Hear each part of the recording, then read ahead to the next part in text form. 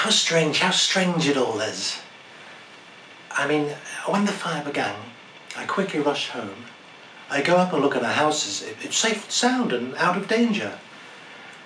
Up there are my two little girls, standing on the doorstep, wearing nothing but their night clothes. Well, the mother wasn't there. People rushing about, horses and dogs running free, but what a look of fright and terror and supplication. I don't know what I saw in those girls' faces. My heart was wrung when I saw those faces. My God, I thought, what will they have to live through in this world? I mean, I grabbed them and I ran from the scene. But all the time I'm thinking one thing. What will they have to live through in the course of a long life? So I come here, and their mother's here, and she's shouting. And she's angry. But when the fire began, and the street was red from flames and thick with smoke, and my two little girls on the doorstep wearing nothing with their night clothes, I thought it must seem something like this. Many years ago, an enemy suddenly attacked and burned and pillaged. And, well, at the same time, what a difference there is in perception between what is now and what is past. And when just a bit more time goes by, let's say 200 or 300 years, people look back at our life today with a mixture of, well, alarm and mockery. And everything we have now will seem very clumsy, burdensome, inconvenient, strange. What a strange mood. I mean, I'm in a strange mood. I really would like to talk philosophy, my friends. I do indulge me. I'd love to talk philosophy. I'm in the mood for it. Oh, you all seem to have gone to sleep. Well, as I was saying, what a world it'll be. What a better world it'll be. I mean, in a town like this now, there's maybe just 2, 3, 4 people like you. But in generations to come, there'll be more and more and more people like you born, and things will change. Things will change your way. People will begin to think your way. And later still, you'll seem obsolete and out of date, and I'm so sorry. I mean, I'm in a strange mood today. I've got a passionate longing to live.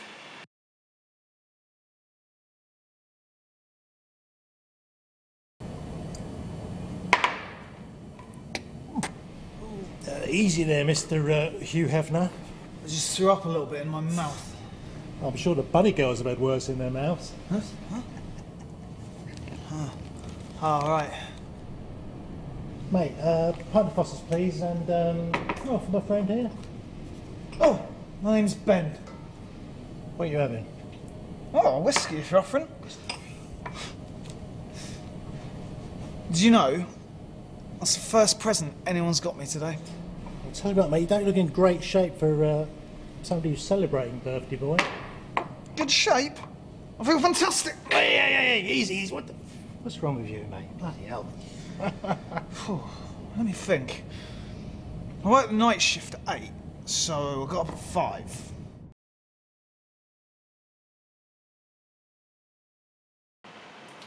Yeah, I mean, it's about 28, 29 years ago, and like, it's an awful cliche, but I remember it as if it was yesterday, really. Eddie Gilligan, he tells me, go down to the lockers, he says, and get into your street clothes, because there's a priest, he met you coming over the ship in Mr. Carey's office, and he wants to buy you lunch. And Eddie says to me, what are you blushing for? It's only a priest and you're getting a free lunch. Well, I wish I was able to tell him that I don't want to go to lunch with a priest, but Eddie and Mr. Carey might start asking questions. I mean, if a priest said go to lunch with him, you've got to go to lunch with him. It doesn't matter what happened between me and him in the hotel room, even if it wasn't my fault. I mean, people sometimes, they say things about priests, that they're fat or they're pompous or they're mean, but nobody would ever believe a priest would interfere with you in a hotel room, especially people like Eddie and Mr. Carey with their sick wives all running to confession all the time in case they die in their sleep. People like that wouldn't be surprised if a priest could walk on water. He spends 4 months of retreat and prayer begging for forgiveness. Now here he is, still on this side of this continent with nothing on his mind but lunch. Then Eddie reappears. Oh, the priest had another idea. Meet him across the street in McCann's. Well, it's sort of hard to walk into a restaurant and sit down opposite a priest who came at you in a hotel room. It's hard to know what to do when he looks at you directly and touches your elbow and guides your elbow, touches your shoulder and guides you by the elbow into your seat, and he says, "Oh, you're looking grand. You're filled out a bit in the face. You must be eating right. America's a great country. You just give it a chance." Well, I wish I could tell him how the Puerto Ricans give me leftovers to eat anymore. How I'm weary of bananas, but I don't want to say too much in case he thinks I've forgotten the New Yorker hotel. I mean, I don't really bear a grudge against him. It's not as if he killed anybody or murdered them or what he did, he came for the drink. I mean, what he did was not as bad as running off to England and leaving your wife and children to starve the way my father did, but what he did is bad because he's a priest. They're not supposed to murder, they're not supposed to interfere with people. So there he is sitting opposite me with his big grey eyes, his red, shining, washed face, his black priest suit and his white gleaming collar, looking at me as if I was the one who interfered with something in a hotel room. It's hard to know what to do, you know. You're sitting down opposite somebody who's obviously in a state of grace and you're there like an idiot eating a hamburger. I'd like to be able to look right back at him, but all the priests is what I've seen in the darkness of confessional and maybe on pulpits or in altars, but he probably thinks I've been up to all kinds of sin, and he's right in a way, but at least I'm not a priest, I never interfered with anybody. So there we are, and the waiter comes over and he says to the waiter, "Yes, the hamburger's fine, and no, Lord, no, I don't want a beer. Nothing alcoholic will ever pass my lips again." And he smiles at me as if I should know exactly what he's talking about. And the waiter smiles too, as if to sort of think to himself, "Say, isn't this a saintly priest?" He says he went to confession to a bishop of Virginia. He gained absolution, but he feels it wasn't enough. He's given up his parish. He says he wants to spend the rest of his days working with poor Mexicans and Negroes in Los Angeles. He tells me he never wants to see me again. It's just too painful. But he'll remember me in his masses. It's very hard sometimes, but if you're tempted by sin, you should meditate like him, like he does, on the purity of the Virgin Mary. And he shakes my hand. He says goodbye. He says, "Be careful of the Irish curse, the drink." He says to me, "Go to night school and good luck."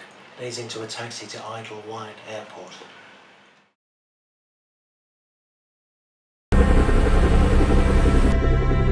Potential side effects such as hallucinations, insomnia and amnesia are common occurrences in humans exposed to infrared treatment. In the unlikely event of overexposure, our antidote pills will guarantee rapid recovery as the recommended course of treatment.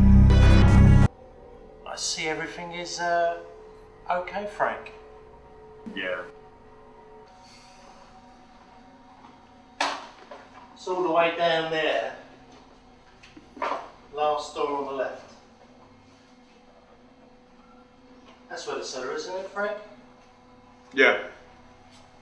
I'll find it. All the documentation, including the 1-year guarantee which comes specially with the treatment.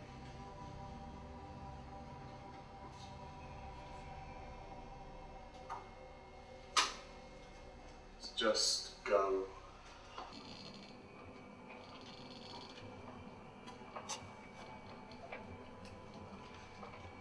Now you know, Frank.